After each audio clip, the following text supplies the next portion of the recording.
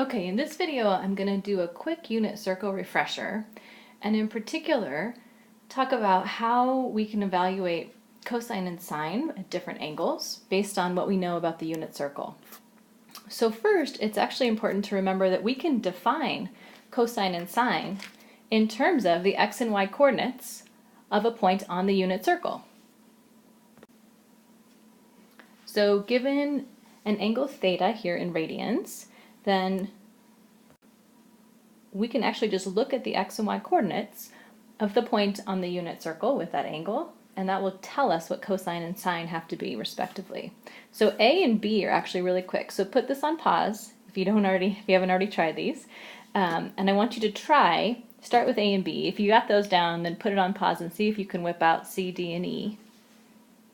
And then we'll come back. Okay, so when theta is 0, we're at this point right here. So we can see that we know that's the point 1, 0. So that tells us right away that cosine of 0 is going to be 1, sine of 0 will be 0.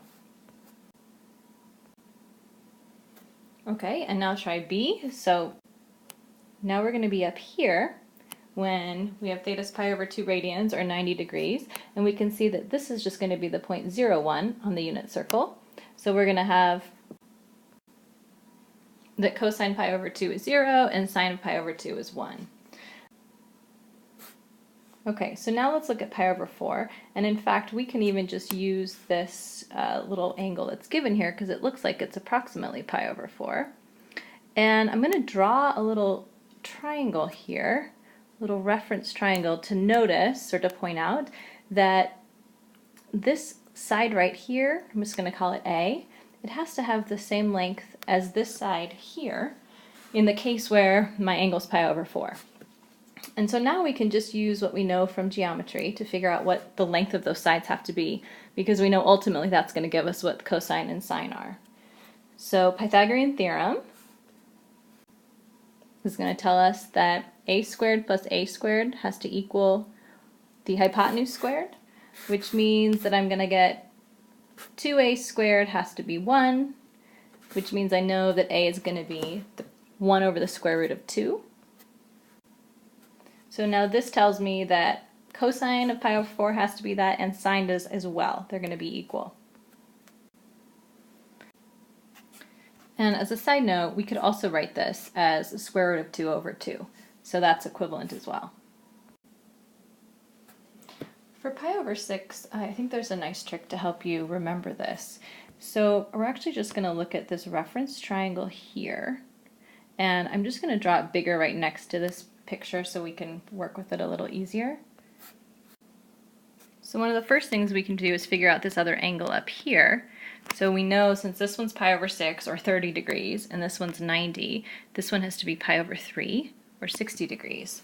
And now we can create another little triangle that mirrors this right down below.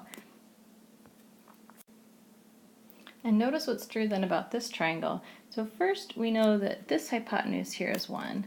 We know that this one's also going to be 1, but then because this angle is also pi over 6, I have that this total angle right here is also going to be pi over 3, and this is pi over 3.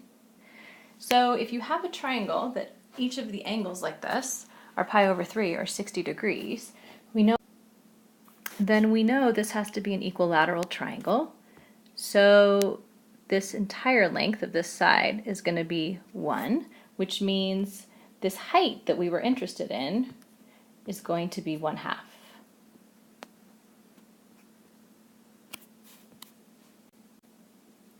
Which means we know that the sine of pi over 6 is going to be 1/2, because we found this y coordinate right here has to be 1/2.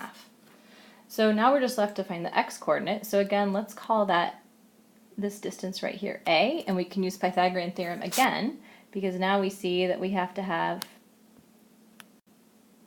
a squared plus 1/2 squared is going to have to be 1. And we can solve this for a, which is going to tell me that a squared is going to be 3 over 4, or a is going to be the square root of 3 over 2. And so that's going to be the x value here. And from this, we can see what cosine and sine are, just by finding or using those coordinates. Okay, so now this is basically the only other triangle that you need. I'm going to summarize it up here, just the one that we found. So this 30, 60, 90 triangle has to have the sides 1 from the hypotenuse, 1/2, and then square root of 3 over 2. And lastly, we will look at an angle now that's not just in the first quadrant, so something that's greater than pi over 2. So in this case, we're here in the third quadrant. And first I'm going to draw the reference triangle that just goes right up to the x-axis. Okay, and so we can kind of cheat from this one and actually see our x value looks like it's going to be negative 1/2, which is right. That'll be our cosine. But if we didn't know, we didn't have this already all graphed out nicely, how could we find that? And also, what's our y value? So one option, first we need to figure out some angles we have happening here. So notice, since this angle is pi, this angle inside here has to be pi over 3, which means that this angle right here has to be pi over 6. So this is that same triangle that we had on part D, just in a different quadrant. So in that case, we actually already know what the lengths of the sides are going to have to be. I know that this side has to have a total length of square root of 3 over 2. And this side has to have a total length of 1/2.